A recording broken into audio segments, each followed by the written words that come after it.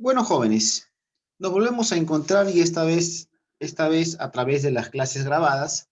El día de hoy vamos a hablar, pues, de una especie más perteneciente al género narrativo.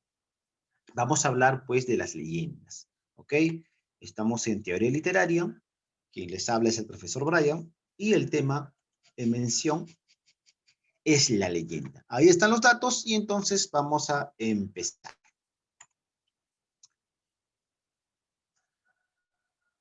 Empezaremos definiendo qué cosa es una leyenda desde el punto de vista literario. Una leyenda, pues, va a ser una narración, ya que es una especie que va a pertenecer o que pertenece al género narrativo. De ahí viene su nombre, que es una narración. Pero va a narrar un suceso que va a tener dos partes. Una parte real, a la cual la vamos a llamar realidad, y una parte ficcionaria, a la cual la vamos a llamar fantasía. Por consiguiente, una leyenda es una narración donde se va a contar un suceso basado en parte real y en parte fantasiosa. ¿Ok? En esta narración se va a transmitir de generación en generación, lo que hace pues que permanezca en el tiempo y que siga viva. Es parte pues de la cultura o de las creencias que existen en un determinado lugar, en un pueblo, cual sea, no solamente en pueblos alejados, de sierra, selva, ¿no? Sino también en ciudades, cuestiones urbanas. ¿Ya? Entonces, no tiene nada que ver el tipo de lugar, sino que es parte y cultura y creencia de un lugar. Ahora, estrictamente, una leyenda vendría a ser pues una narración fantástica en el cual pues se va a intentar explicar algo. ¿Ok? Entonces, una leyenda va a intentar explicar algo. ¿Pero qué quiere explicar una leyenda? La leyenda va a explicar 5 cosas puntuales. La primera, el origen de un pueblo. ¿Ok? Es decir, siempre va a querer contarnos cómo surgió una cultura, cómo surgió un determinado lugar, cómo surgió un pueblo. Por ejemplo, pueden haber en las leyendas de Manco Cápac y Macamoyo que nos explican de cómo surgió una cultura, la cultura inca, ¿no? Y cómo nació esa forma de vivir. Nos está explicando el origen de eso. También nos cuenta o nos trata de explicar algunos fenómenos como la naturaleza, la lluvia, los relámpagos, etc. ¿Ok? También nos trata de explicar algunas características de ciertos animales o plantas, de por qué vuela una mariposa, de por qué las flores huelen tan rico, etc. Lo mismo pasa con otros elementos como las montañas y los ríos. Ahora, también intenta explicar, aquí no está, pero estoy comentando, también las leyendas intentan explicar el surgimiento de algunos entes misteriosos, fantasmales, ya escatológicos, en el cual pues existe parte de la cultura y la creencia en ciertos lugares. ¿Okay? Ejemplos de eso, por ejemplo, el Muki en la sierra, el Tunche en la selva, la Llorona de repente en las ciudades, etc. ¿No? Entonces son leyendas que van a intentar explicar ciertas apariciones de ciertos entes sobrenaturales. Entonces, las leyendas también intentan explicar eso. En ese sentido, en esa explicación, para hacer eso se va a basar en dos cosas, ¿no? Principalmente en los elementos y luego en seguir una estructura adecuada. Hay que tener en cuenta que las leyendas tienen pues su origen en la oralidad. Como tiene su origen en la oralidad, por lo tanto, va a todavía mantener pues los elementos centrales de cómo contar una historia. Y como pertenece también al género narrativo, va pues a tener los elementos,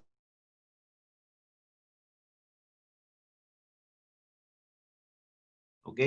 Va a mantener la estructura clásica de todo texto narrativo, que es inicio, nudo y desenlace, o inicio, desarrollo y desenlace. Las leyes,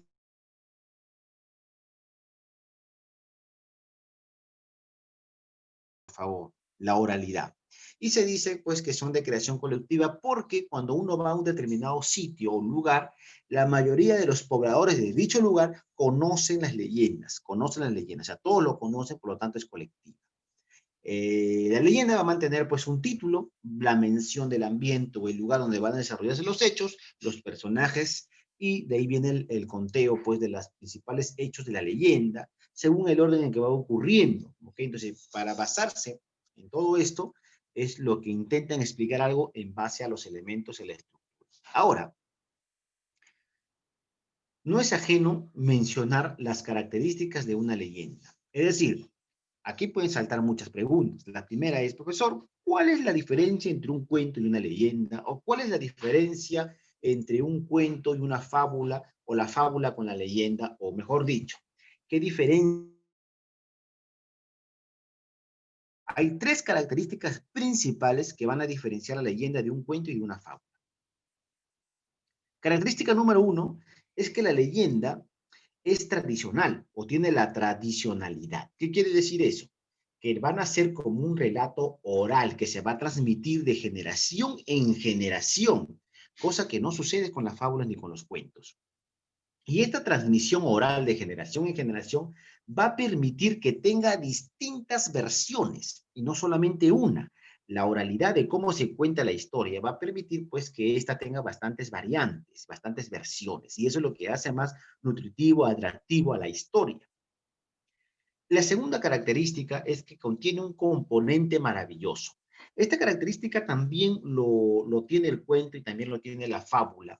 Sin embargo, aquí el componente maravilloso está basado en la fantasía de producir el asombro en el receptor, de cómo pues va a escuchar la historia, los personajes y cómo se desarrolla, ¿no?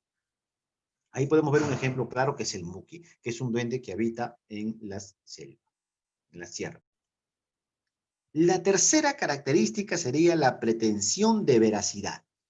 Esto es curioso, es una característica curiosa porque es la única especie de género narrativo que tiene la intención de hacer creer que la historia que se está contando es real. Es decir, los hechos narrados se van a presentar como si estos hubieran sucedido realmente o como si hubieran sucedido en una realidad.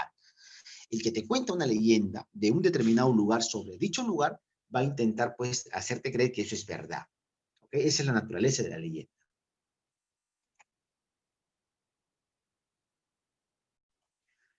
La leyenda tiene muchas clases, muchos tipos. Sin embargo, vamos a colocar aquí algunos. De todas estas 6 vamos a explicar pues 3. ¿Ok? La primera son las leyendas etológicas que tienen que ver con la explicación de ciertos lugares, es decir, cómo nacen, cómo aparecen estos lugares, estas culturas, ¿ya? También se le conoce como históricas, leyendas históricas. Las leyendas escatológicas van a hablar, pues, y escucha, presta atención, por favor, porque esta parte viene en la práctica, van a hablar de lo que es, pues, cómo la cuestión fantasmal de ultratumba, de estos seres, pues, escalofriantes que causan terror en un lugar, ¿no? Como hemos mencionado anteriormente.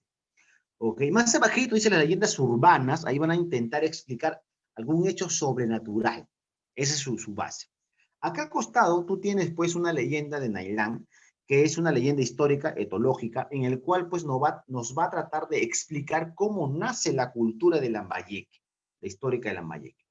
Dice más abajo, después de la explicación, dice, un gran señor que llegó del mar con su esposa Seterni y una gran cantidad de concubinas y soldados, una flota de mercaderes desembarcó en las playas y erigieron un templo llamado Choc y en el colocaron al ídolo Champaye. Vivieron muchos años en compañía de los locales hasta que le llegó el momento de dejar este mundo. Para proteger su origen divino, su familia creó el mito de Nailán.